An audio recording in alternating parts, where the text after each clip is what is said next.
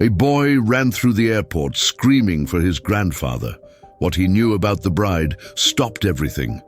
Security froze. The crowd gasped. What was she hiding, and how did he find out?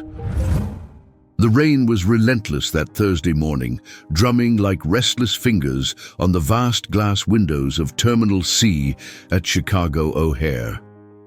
Flight 1423 to Phoenix was boarding at Gate 23, and among the usual hum of rolling suitcases and boarding announcements, something unusual broke the rhythm. A boy, no more than 12, was sprinting down the concourse, his wet sneakers squeaking on the tile floor, his backpack bouncing against his small frame. His chest heaved as he weaved through the crowd, past confused passengers and startled TSA agents. "Grandpa, Grandpa, wait!" Voices turned. Heads snapped in his direction. The boy's name was Lucas, blonde hair matted to his forehead, cheeks flushed with urgency. He clutched a folded paper tightly in one hand, a printed email, soaked and smudged but still legible. His eyes scanned the boarding area desperately. At Gate 23, Frank Miller was moments away from stepping onto the jet bridge. He was a tall, dignified man of 68, dressed in a crisp navy blazer and carrying a weathered leather duffel. His silver hair was neatly combed, his shoes polished, but beneath the polished surface there was tension. A quiet tremor in his hand, a sigh that lasted too long. He was about to start a new chapter of his life, leaving behind the cold Midwest and all the shadows of his late wife, moving to Arizona with Lucinda, a woman he'd met only a few months ago. They were to marry the following week. The gate agent had already scanned his boarding pass. He had one foot on the jet bridge when he heard the cry, "Grandpa, please don't go!" He turned slowly, unsure if it was real or just a whisper from the past. But then he saw him. "Lucas!" The crowd parted as the boy rushed forward, eyes wild, holding out the soaked email. A TSA officer stepped between them, alarmed by the sudden sprint toward a secured gate. "Sir, is this your grandson?" Frank nodded, confused and alarmed. Yes, what's going on?"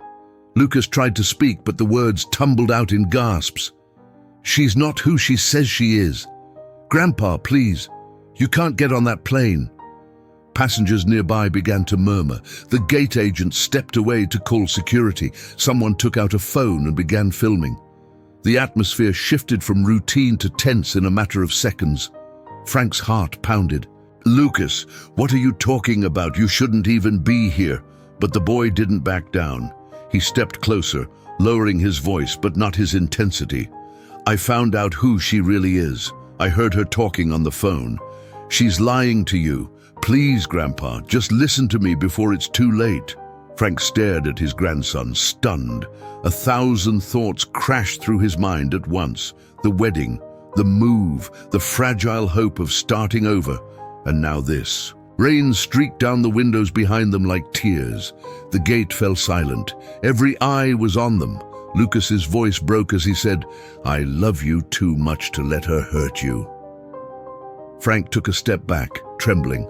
Something inside him, a father's instinct perhaps, whispered that the boy wasn't just being dramatic. He was trying to save him, and that's when everything changed. Frank hadn't planned on falling in love again. After 50 years of marriage to Margaret, his high school sweetheart, he was sure that part of his heart had closed for good the day he buried her. Cancer had taken her slowly, painfully. And when she left, something inside Frank dimmed, like a lighthouse with no ships left to guide. For 3 years he lived in the quiet shadow of grief. The house was too big, the nights too long. His days were filled with crossword puzzles, half-hearted gardening, and watching reruns of old westerns on mute. The only bright spots were the occasional weekends when his daughter Angela would drop off Lucas, her son, to stay with him. They played chess, made pancakes, and watched black and white war movies. It was comfortable, predictable, safe. Then came Lucinda. He met her at the supermarket, of all places. She reached for the same jar of strawberry jam. Their fingers touched, and she laughed. A warm, musical laugh that melted something in him. She was 10 years younger, well-dressed, confident, a retired interior decorator with bright auburn hair and a captivating southern accent. They began having coffee, then dinners, walks by the lake. She listened to his stories, touched his arm when he spoke, called him darling with a twinkle in her eye. It felt good, like waking up after a long sleep. Within 2 months, she suggested moving to Phoenix together. Dry air, fresh start, she said. Frank hesitated, but the idea of escaping Chicago's bitter winters and the empty house filled with ghosts was tempting. When she proposed marriage, she did it gently, holding his hand across the kitchen table. Life's too short to be lonely, Frank. Don't you think we deserve one last dance? He agreed. He wanted to believe he could be happy again, that he could start over. But not everyone was on board. Angela was skeptical from the start.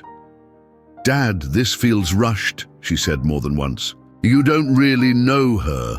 She makes me feel alive again," Frank replied stubbornly. "Isn't that worth something?" Lucas had been quieter about it, but observant. Too observant. Now, standing at gate 23 with a soaked piece of paper in his hand and eyes wide with fear, Frank felt a crack forming in the foundation he'd so carefully rebuilt.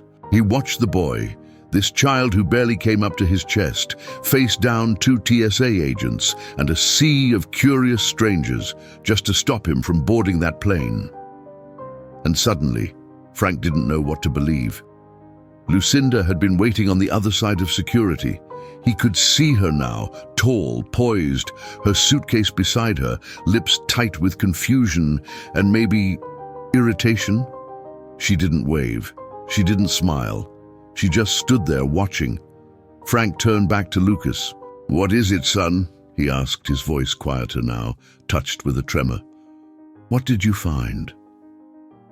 Lucas looked up at him, soaked and trembling but unafraid.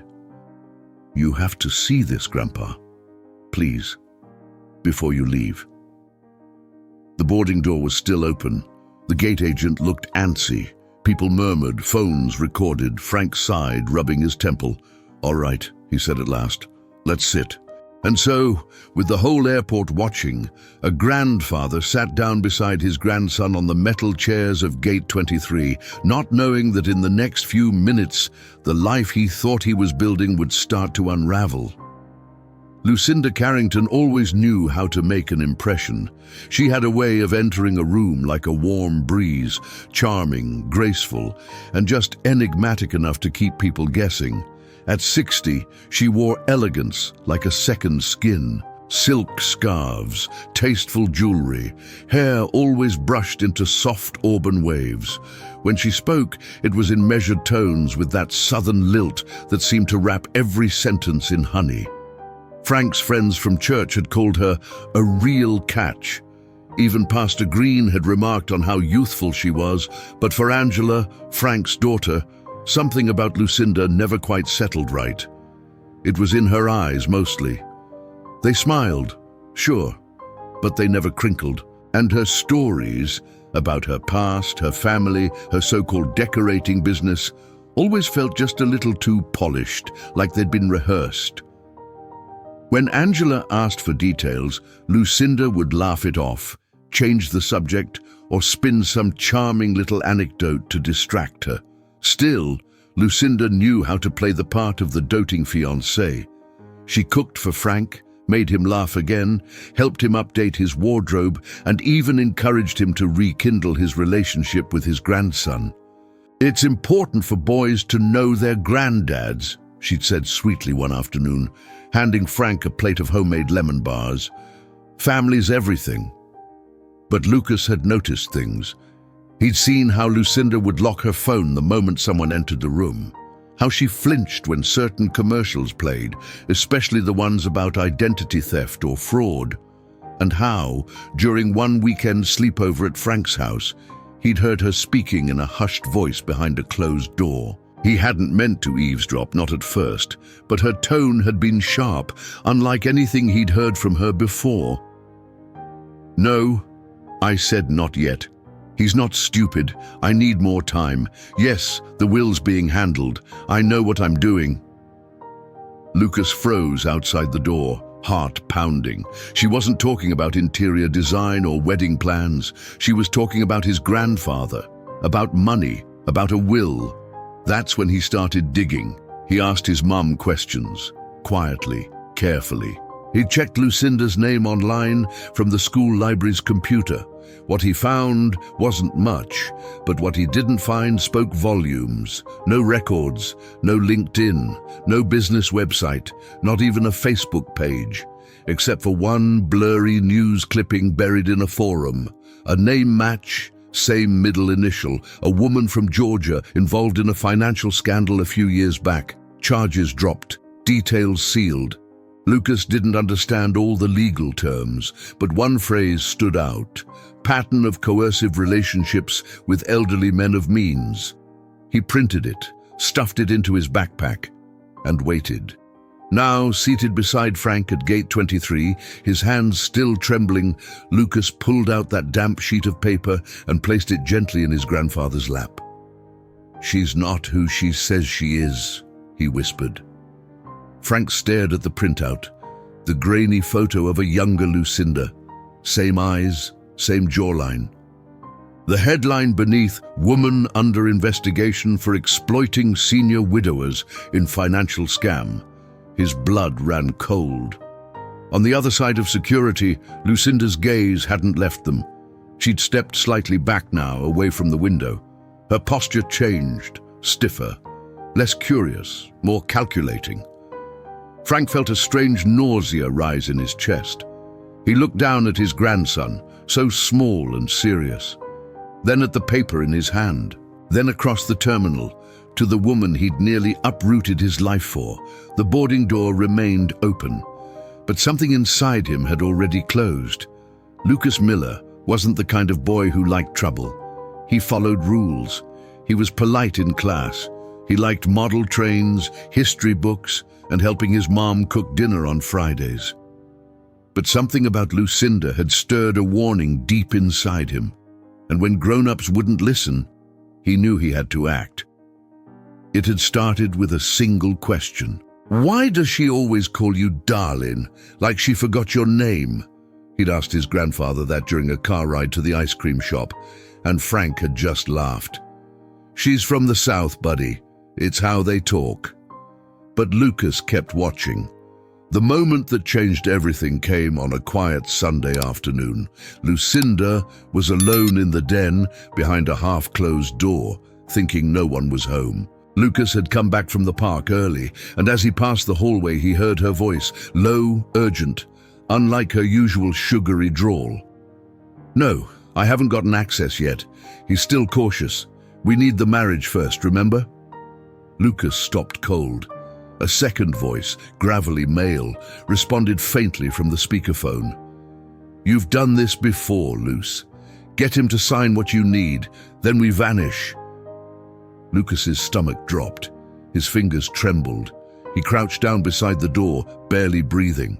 "I told you," Lucinda snapped. "He's smarter than the last one. His daughter's nosy too. I can't rush this, but the move to Arizona, that's our window. Once he's out there, no ties."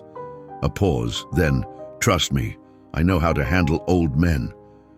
The words hit Lucas like a punch. He waited until the call ended, then he backed away, heart hammering, brain racing. He didn't know what to do. Who would believe him? That night, he couldn't sleep. He thought about his grandpa's smile when Lucinda touched his arm, the way he'd started wearing cologne again, how proud he was to be living again. Lucas didn't want to take that away from him, but he couldn't let him walk into a trap either. The next day at school, he skipped lunch and snuck into the library. With shaky fingers, he typed Lucinda Carrington and fraud into the search bar. At first, nothing. But then he added Georgia and elderly. One article, a decade old. But the photo, it was her. younger, with straighter hair, but it was her. He read the words slowly, heart pounding with every sentence. She'd been under investigation, elder abuse, financial fraud, exploiting elderly men for money, then disappearing. No convictions, but plenty of suspicion, settlements, sealed files. She'd vanished from Georgia shortly after the story broke. Lucas printed the article and hid it in his backpack. At dinner that night, he watched Lucinda laugh and pour wine for Frank, her charm in full force. But now, every word she said dripped with poison. Lucas said nothing. He knew he had to act fast.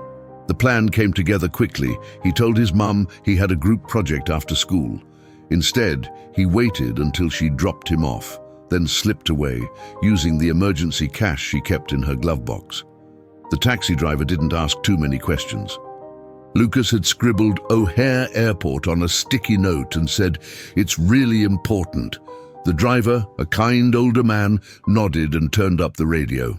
Now, soaked from the rain, breathless from the run, Lucas sat beside his grandfather, waiting to see if he'd done the right thing or gone too far. Frank was silent. The paper trembled slightly in his hands.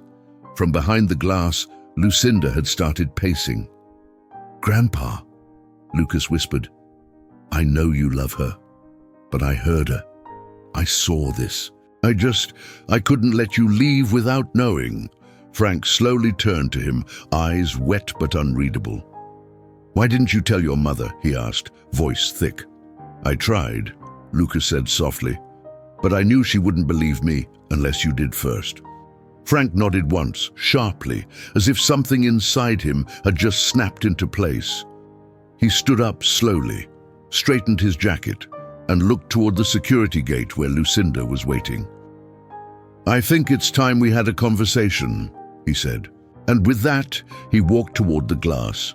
It was still dark when Lucas opened the front door and stepped out into the quiet Chicago morning. The air was cool and thick with the smell of rain. His backpack was slung tightly over one shoulder, the printout folded neatly inside, protected in a plastic sleeve he'd found in his school binder. He closed the door gently behind him, careful not to wake his mother. The decision hadn't come easy. He'd spent most of the night pacing in his room, imagining every possible scenario. Maybe his grandfather would believe him. Maybe he'd get angry. Maybe Lucinda would twist it all and make him look like a jealous kid. But in the end, none of that mattered. He had to try. He had to stop that plane. There was no time to wait for his mother's permission. By the time she understood, Frank would be 30,000 feet in the air, headed for Arizona and Lucinda's trap. Lucas's fingers fumbled through the glove box of his mom's car until he found the emergency cash envelope, $43. He took it all, then ran 3 blocks to the corner with the busiest intersection. A cab was always parked near the donut shop there. As luck would have it, one was idling. The driver rolled down his window and raised an eyebrow at the sight of the soaked, red-cheeked boy holding a wad of crumpled bills. "You lost, kid? I need to get to O'Hare Airport." "Fast," Lucas said, voice shaking. "It's a family emergency." The driver hesitated, then glanced at the passenger seat. Empty. "You got a parent coming with you?" "No," Lucas replied, eyes wide. "But if I don't stop my grandpa from getting on that plane, he's gonna marry someone who's lying to him. Please, sir, I'll explain everything in the car." The man studied him for a moment longer, then sighed and unlocked the door. "Buckle up." The cab ride felt like a lifetime. Rain streaked the windows as they passed quiet neighborhoods and early commuters. Lucas sat forward on the edge of the seat, nervously watching the driver's GPS count down the minutes. "Your grandpa, what's he flying out for?" the driver asked, glancing in the rearview mirror. "He thinks he's going to marry someone who loves him," Lucas said, voice tight. "But she doesn't. She's using him. She's done it before." The driver didn't respond right away. Then he muttered, "Damn." When they reached the terminal, Lucas handed over every bill he had. The driver counted quickly, then pushed a few dollars back into the boy's hand. "You'll need this. Airport snacks cost a fortune. Go get him, kid." Lucas nodded, already running toward the entrance. Inside, the airport buzzed with early morning energy. People rushed with suitcases. Announcements echoed from the ceilings. Lucas's heart pounded in his ears. He found a flight board and scanned for Phoenix. Gate 23, Terminal C. Departure, 8:15 a.m. He glanced at the clock, 7:38. He ran. Security was a blur. He pushed through the crowd, mumbling sorry and excuse me, slipping under ropes, ducking past agents. A startled TSA officer shouted after him, but Lucas didn't stop. He reached Gate 23 just as boarding was closing, and then he saw him. Frank, 1 foot on the jet bridge, boarding pass already scanned. Lucas screamed, "Grandpa! Grandpa! Wait!" And now, here they were, sitting side by side, breathing hard, surrounded by a silent, watching crowd. The taxi driver had been right. Snacks did cost a fortune. Lucas hadn't eaten a thing, but he'd gotten what he came for. He'd stopped the plane. Now the real storm was coming. Gate 23 was no longer just a place to board a flight. It had become a stage. By the time Frank stood up and turned toward Lucinda, the quiet murmurs of nearby passengers had grown into hushed anticipation. Phones were held higher now. People weren't just watching, they were recording. Something was happening, something real, raw, and very human. Lucinda stood behind the glass wall of the secured area, her coat draped over her arm, her eyes trained on Frank with the poise of a woman who'd rehearsed for this moment her entire life. But even from a distance, Lucas saw the shift in her posture, the stiffness, the calculation. Frank moved toward the gate, slowly, each step deliberate. He looked at the printout in his hand, then back at her. His face had gone pale, his jaw tight. He reached the edge of the barrier where the security checkpoint began and raised his hand to signal. Lucinda, sensing something was wrong, walked toward him. TSA agents nearby straightened, alert. "Frank," she called, her voice light, too light. "Is everything all right?" Frank held up the paper. "You want to tell me what this is?" Lucinda's eyes narrowed for the briefest moment. Then she smiled, a practiced smile. "Honey, what are you talking about?" "This article," he said louder now, "about a woman from Georgia, fraud, elder abuse, same face, same name, same eyes." The crowd had gone still. The gate agent froze mid-boarding pass scan. Even the airport music, distant and tinny, seemed to pause. Lucinda didn't flinch. She stepped closer, her tone velvet smooth. "Frank, sweetheart, that's not me. That's someone else. I told you, there are people out there who try to ruin good things." But Frank didn't blink. "Lucas heard you," he said. "He heard what you said on the phone, about access, about disappearing." Lucinda's face faltered, just a crack, but it was enough. From the crowd, a voice broke the silence. An older man near the back, holding a briefcase, squinted at her and said, "Wait a second. I've seen her before. I know that face. You were on the news. Atlanta, a few years ago. You scammed my neighbor's father. He'd lost everything. All at once, it was like someone had lifted the veil. Gasps, whispers. The quiet tension snapped like a rubber band. Lucinda's eyes darted toward the exit. She took one step back. That's when 2 TSA officers moved in. "Ma'am, we need to speak with you," one said firmly, reaching for her arm. She spun toward Frank, her mask of calm unraveling. "You believe him over me? A child?" Frank's voice was steady. "That child saved my life." Lucinda opened her mouth as if to argue, but it was too late. The officers escorted her away, her face now drawn. Her charm vanished like fog in sunlight. Lucas stood a few feet behind Frank, gripping the straps of his backpack, chest rising and falling with rapid breaths.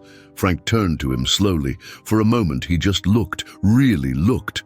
This wasn't just his grandson. This was the boy who had run through a thunderstorm, lied for the right reasons, and risked everything to stop him from boarding a plane that would have destroyed his life. Frank's throat tightened. He reached out, and Lucas stepped into his arms. They embraced right there at Gate 23, grandfather and grandson, while travelers looked on, moved in ways they couldn't quite explain. The boarding gate light blinked quietly behind them, its urgency suddenly irrelevant. Frank wasn't going anywhere. The hallway leading to Gate 23 was buzzing now. The once orderly boarding line had dissolved into clusters of murmuring passengers, some openly emotional, others whispering in disbelief. But right at the center of it all stood Lucas, soaked, breathless, and brave, his voice trembling but louder than it had ever been. "She's not who you think she is." The words echoed like a thunderclap, silencing the last few murmurs. Lucas stood beside his grandfather, eyes locked on Lucinda, who was now partially restrained by a TSA agent near the gate's security barrier. Her face was twisted into a tight, defensive expression, no longer warm, no longer composed. Frank turned slowly, holding the paper Lucas had given him, still damp, the ink slightly smudged, but the truth unmistakable. He raised it, showing the photo to the crowd. This woman, Lucinda Carrington, her real name is Louise Caldwell.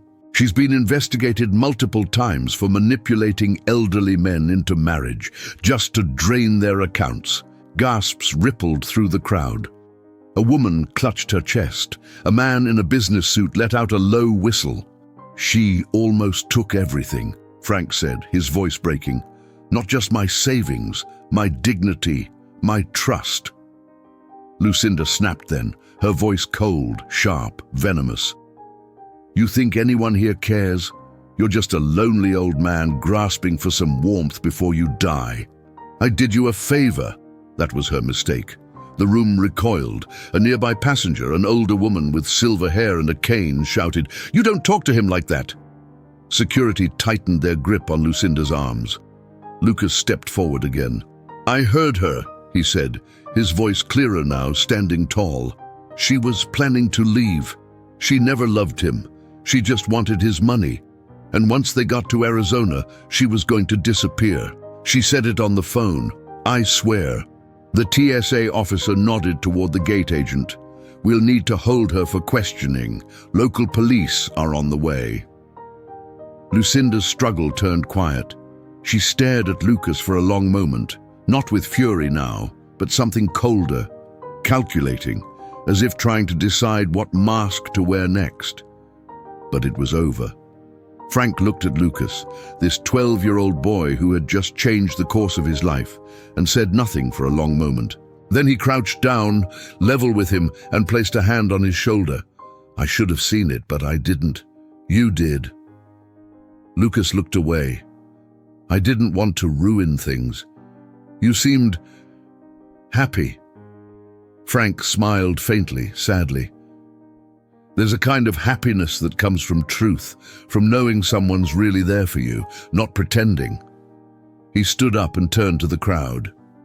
"Thank you," he said, nodding toward the strangers who had witnessed every word. "I know airports aren't usually where truth shows up, but maybe it should be."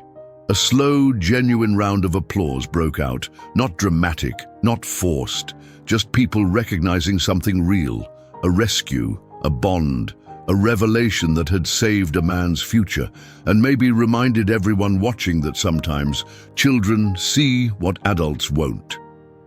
As Lucinda was led away, her silence said more than any outburst ever could.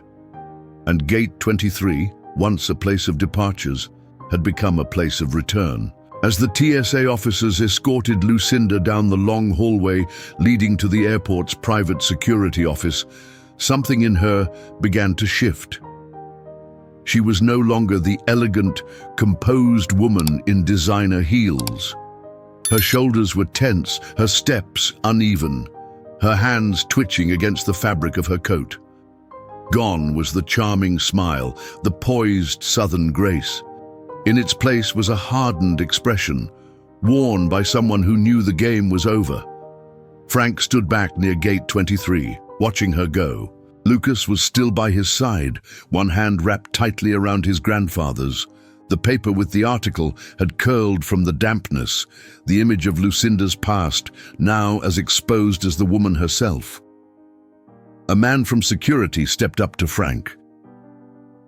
"We just got confirmation from the Atlanta police. There's an active bench warrant under the name Louise Caldwell. Fraud, theft, identity manipulation. Looks like she's been bouncing from state to state for a decade." Frank didn't say anything. He simply nodded.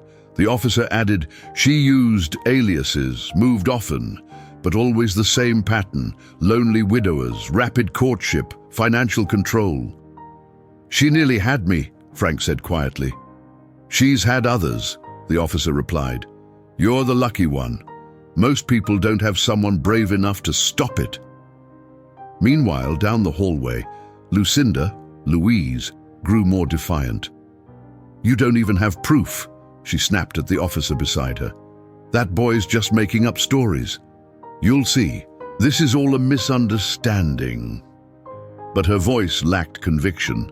The confidence she'd used to wrap herself in luxury for years was unraveling like an old silk scarf. People were watching. Whispers followed her. Even the officers beside her exchanged glances. This wasn't their first time escorting someone who looked perfect on the outside but hid rot underneath. When they reached the small security office, Lucinda paused at the door.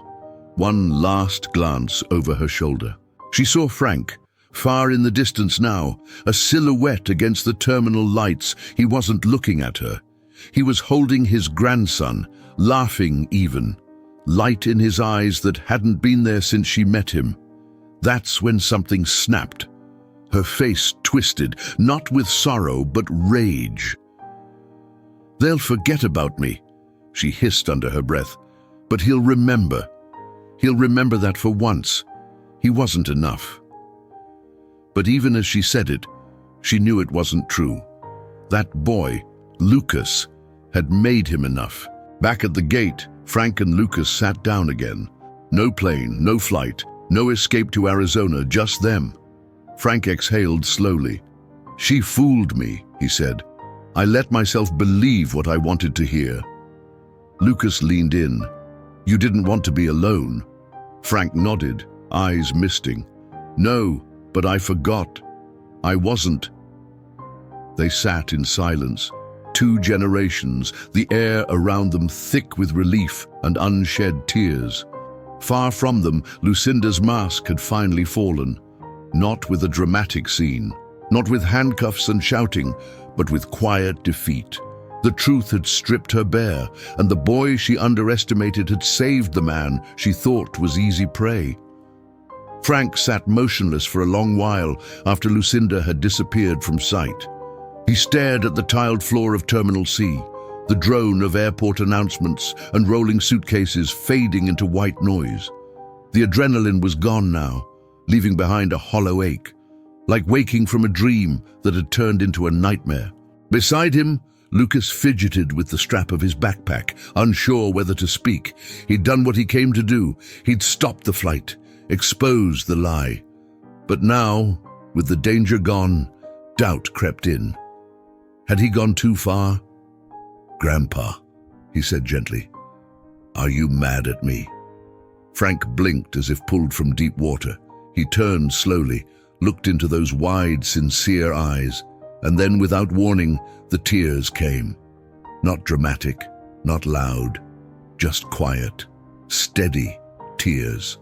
Frank reached out, pulling Lucas close, resting his hand on the back of the boy's head. His voice cracked when he spoke. "Mad? No, son. I'm proud. I've never been more proud in my life." Lucas exhaled sharply, relief washing over him. His own eyes began to sting. "I was scared you'd hate me," he admitted, "for ruining your plans." Frank shook his head. "You didn't ruin anything. You saved me from a mistake I didn't want to admit I was making." He paused, voice lowering. I wanted so badly to believe I could still be loved that I ignored what was right in front of me. I didn't want to look too closely because I knew deep down something didn't feel right. Lucas's voice was soft. I could tell. Frank looked at him, really looked at him.